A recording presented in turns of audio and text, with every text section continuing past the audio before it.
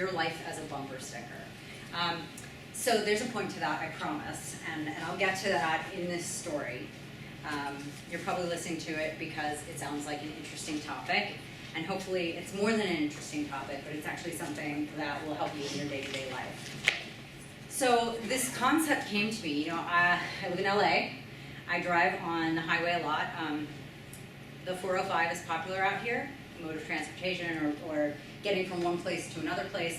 Unfortunately, when you're on the 405, a lot of the times you're not driving the 405. You're like at a halt or you're parked on the 405. So as something to do while I was on the highway not moving, I would start looking around at cars and trying to make that time interesting for myself, as opposed to getting involved in road rage or something else. But so I started to see all of these bumper stickers, and I started to think about, these are like advertisements for people's beliefs, ideals, ideas. And so I would read these, and people are like passionate about their bumper stickers. I'm putting this shit on my car. This is who I am. This is what represents me. This is how I am in the world. And I started to think about myself. And I started to think about, like, hey, well, I don't have any bumper stickers on my car. But what if I'm my own car? What if this body of mine is the vehicle that I drive through life with? So I started to think about, how do I show up in the world? What are the bumper stickers I'm putting on myself? We live in a time when we have more labels and more definitions for preferences, for lifestyles, for all different things. We're trying to label, trying to define, I'm this. I'm putting a sticker on myself that I'm this, I'm this, I'm this. And I started to think, like, wow, what a waste of time, like, to spend all this energy labeling and defining ourselves, because these labels and definitions, they don't breed unity, they cause division. Because this is my label, and that means I'm this. And if you're not that, then that means you're this, right? So it's this judgment, it's this disconnect that's happening. So as I was looking around, we have a tendency to look around and judge others first. Come on, that's just human ways of being. I'm gonna be honest, that happens to me too. But the next step, which I think defines why I live a fulfilled, purpose-driven life and why others might not, is because my next thing is to go, oh wait, let's reel it back in. It's actually not about their labels, it's about mine, because I do this too. And so I took a step back and I thought to myself, who are you being in the world? And that's my first point. I'm gonna share with you guys 4 points, and if you don't take anything else away, like, please just try to take these 4 points away. So the first one is, who are you being in the world?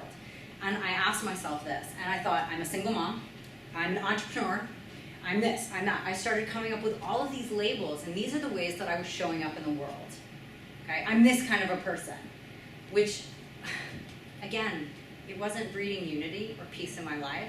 It was just all of these expectations that I was setting for myself that I had to live up to. And it was, oh, I can't do that because I am this. And oh, I can only do this because I'm that. I just kept limiting my options, limiting my options, limiting my options, until I was almost choiceless. So this is like the autopilot version of how I'm living based on all of these labels, and that's how I was showing up in the world. So first, I want to invite you guys to really take an honest look at yourself. How am I showing up in the world?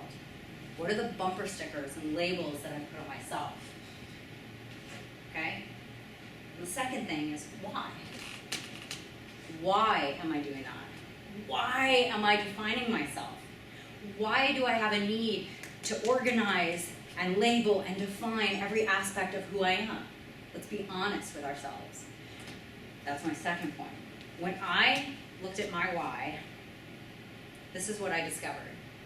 If I'm totally gut-wrenching honest, my why was so that I would be worthy of love, so that I would be worthy of acceptance, so that I would be good enough. And I started thinking to myself, I'm living my entire life on this agenda, and I'm not actually congruent with who I really am. I don't even know who the hell I really am. I'm all these labels I've become. Why am I choosing to do this? Why am I choosing to do this? So my second point, an invitation, is for you to ask yourself the why. Why? Why have you put these bumper stickers on? What does that serve for you? Okay. So, this gets me to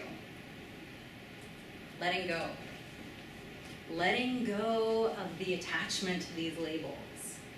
It sounds like a good idea, but in practice, it's not quite as easy. What I discovered is that I had been spending my entire life coming up with definitions and frameworks of the way that I show up in the world and how I need to do things and why I need to do this in order to be good enough, in order to be this, in order to be that I was no longer just being myself, and I didn't know how to let go of that. I didn't know how to let go of that. So taking that honest look and really understanding the why was helpful. It was like, kind of, somebody kicked me and I had a choice. Do I want to continue this? Or do I want to let go of it? What does it mean to let go of it?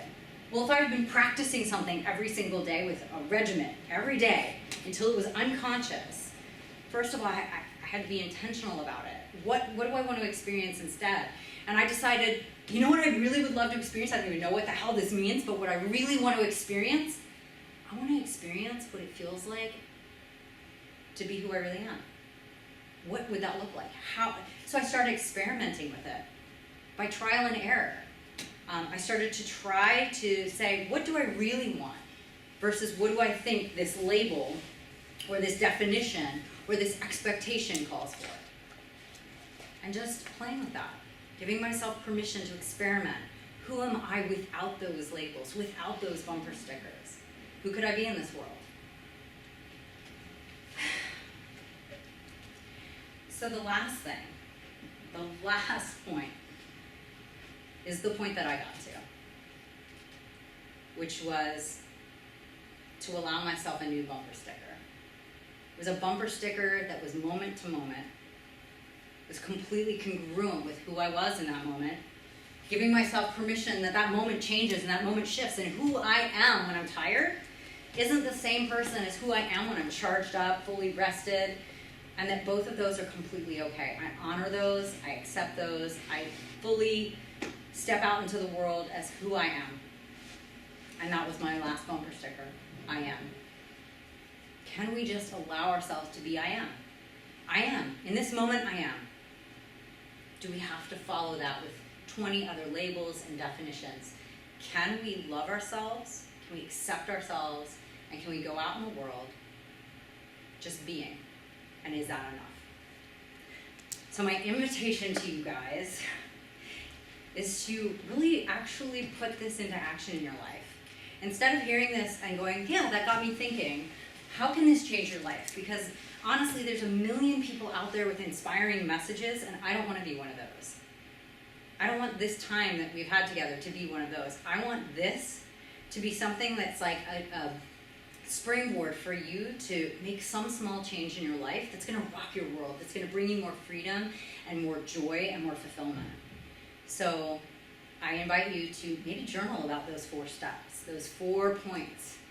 Find out what your whys are, what your labels are. Take an honest look at it and experiment in small ways about letting go of that and seeing what it feels like to just show up as I am.